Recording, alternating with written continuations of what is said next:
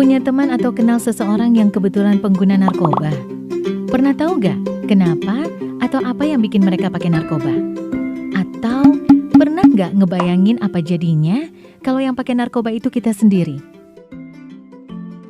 Narkoba atau sering juga disebut nafza, singkatan dari narkotika, psikotropika, dan zat adiktif lainnya, adalah istilah yang ngegambarin semua bahan atau senyawa yang bisa menyebabkan perubahan perilaku dan bisa mengakibatkan ketergantungan kalau digunakan dengan tidak sesuai. Penyalahgunaan narkoba bisa membuat kita kecanduan, yang akhirnya bikin kita terus-terusan mengkonsumsi narkoba dengan jumlah makin banyak pula. Dampak kecanduan narkoba bakal dirasakan oleh otak kita, terutama otak bagian depan yang fungsinya mengatur gerakan, ucapan, perilaku, memori, emosi, dan kepribadian kita. Kita jadi nggak bisa berpikir jernih, gampang lupa, dan sulit berkonsentrasi. Emosi kita jadi nggak stabil, jadi gampang marah-marah atau ngamuk-ngamuk. Keluarga dan teman juga bisa jadi frustasi ngadepin kita yang kayak gini. Yang bikin serem, fungsi otak kita belum tentu bisa pulih lagi, walaupun kita udah berhenti menggunakan narkoba. Nah, sekarang bayangin kalau ini terjadi di masa pandemi kayak sekarang ini. Udah kesepian, depresi, dan stres gara-gara pandemi, masih ditambah lagi depresi dan kesepian karena dijauhi teman dan keluarga. Kebayang gak sih kita ngajakin teman untuk mabar game online tapi gak ada yang mau? Bukan karena kita jago mainnya, tapi karena takut pas lagi asik main, kita tiba-tiba marah-marah gak jelas cuma gara-gara alasan sepele. Males kan? Bukan cuma itu, dampaknya ke tubuh kita juga bisa berbahaya. Beberapa hasil penelitian bilang kalau penyalahgunaan narkoba bisa berdampak pada penurunan kekebalan tubuh kita. Akibatnya, tubuh jadi lebih gampang terserang virus, seperti virus corona yang lagi rame-ramenya sekarang ini. Makin serem kan? Nah, setelah tahu dampak negatif narkoba, terus gimana dong caranya supaya kita nggak kejerumus menyalahgunakan narkoba, terutama di masa pandemi seperti sekarang ini? Menurut survei, banyak teman-teman yang menggunakan narkoba gara-gara mereka merasa kesepian dan gak punya teman. Jadi mereka gak punya tempat curhat saat stres. Jadi, menjalin hubungan pertemanan yang sehat itu penting banget buat ngebantu kita menghindari narkoba. Nah, di masa pandemi kayak sekarang ini, gimana kita bisa tetap menjaga hubungan dengan teman-teman kita? Padahal ketemu aja sulit.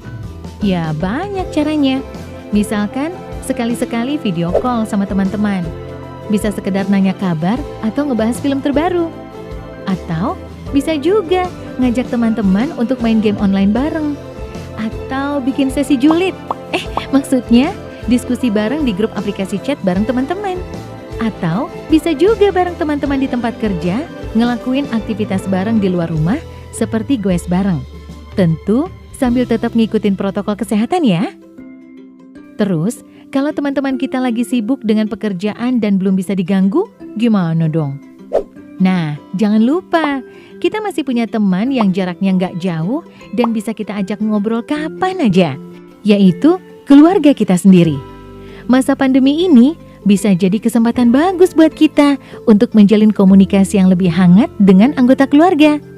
Misalnya, dengan kakak atau adik, atau dengan orang tua kita. Selain itu, masih menurut survei, banyak juga teman-teman yang menggunakan narkoba gara-gara iseng dan nyoba-nyoba. Berarti, kita harus berusaha supaya jangan ada waktu nganggur atau bengong yang bisa bikin kita jadi iseng pengen nyobain narkoba. Tapi di masa pandemi ini kan, kita lebih banyak di rumah dan minim kegiatan. Jadi, makin banyak dong waktu di mana kita nggak ngelakuin apa-apa. Nah, daripada kita kebanyakan bengong mikirin pacar yang tiba-tiba AFK dan gak bales-bales chat, mending kita cari kegiatan untuk ngisi waktu luang itu. Misalnya, nekunin hobi baru seperti menyusun puzzle, main Rubik Cube, berkebun, menulis, dan banyak lagi. Atau belajar hal-hal baru di internet. Misalnya, belajar main alat musik, belajar menggambar, belajar masak, dan lain-lain. Atau bisa juga melakukan kegiatan religius, hati jadi tenang. Nah, selain berusaha menghindari pengaruh narkoba kepada diri kita sendiri, kita bisa juga membantu teman-teman kita untuk menghindari penyalahgunaan narkoba. Istilah kerennya, kita bisa ikut jadi agen perubahan. Banyak juga teman-teman yang terjebak kecanduan narkoba karena mereka menerima informasi yang salah tentang narkoba. Misalnya, ada yang mendapat info kalau narkoba bisa membantu melangsingkan badan. Atau ada juga info yang bilang kalau narkoba bisa bikin stamina kita lebih kuat. Nah, kita bisa berkontribusi dengan cara ikut nyebarin informasi dan edukasi yang benar tentang narkoba kepada teman-teman lewat akun medsos kita misalnya. Dengan begitu, kita membantu teman-teman kita untuk mengambil keputusan yang benar juga. Tapi yang paling penting, kita harus bisa nerima diri kita apa adanya. Salah satu alasan utama kenapa banyak teman-teman kita yang terjerumus menggunakan narkoba adalah karena mereka takut nggak diterima di lingkungan sosial atau takut nggak diakui oleh teman-teman.